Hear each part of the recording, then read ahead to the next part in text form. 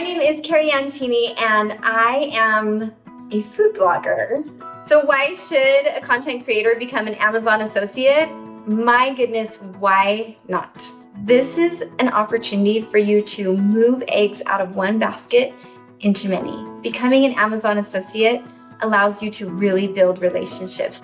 When I'm looking over my life as an Amazon associate, you can log into your account and you can see your earnings report. So I use it to see what people are really starting to think about outside of what I've already recommended. So then I can regroup and I can come back and go through my own kitchen and say, hey, what are some absolute must-haves for your kitchen that don't cost $1 billion? One of the biggest tools I use is the mobile get link. So that if I've been purchasing something that I've used a whole bunch, I can go, oh my gosh, I need to tell our readers about this. This is seriously the best stuff ever. So I can send that to them right then and there.